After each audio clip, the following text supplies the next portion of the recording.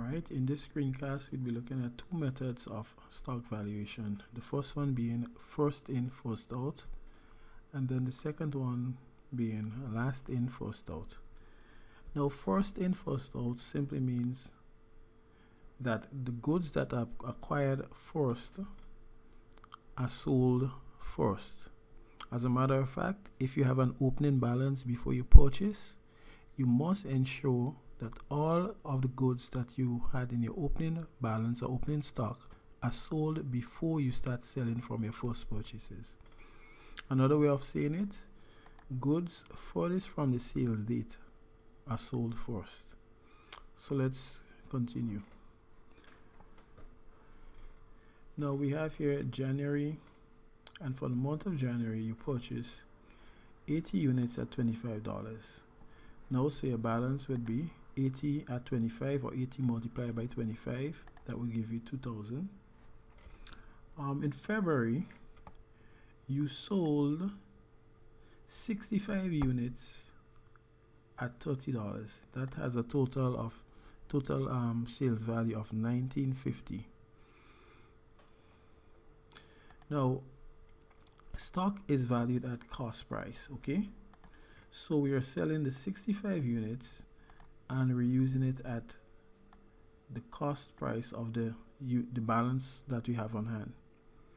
So 65 at 25, that's 16.25, which would mean if we sold 65 units out of 80, our balance would now be 15 at 25, which has a total of 375. For April, we acquired an additional 100 units at $18.50. Now it means on that date in the month, we have 15 at 25, and we have that new acquisition 100 at $18.50. all right, so it means now we have a total of $2,225 worth of goods. In August, we acquired some more goods, 130 units at $50. So now we had the previous balance plus the new set of goods. Interestingly, in September, we sold 80 units at $52. That's the selling price. But we're mainly concerned with the buying price, okay, how much we paid when we bought the goods. So see, now we want 80 units. We're going to start from the first set of goods we had in our balance. We had 15 units at 25. Okay, so we sold at 15 at 25. And if we sold 15, we need to get 65 more units. So we take that 65 out of that 100.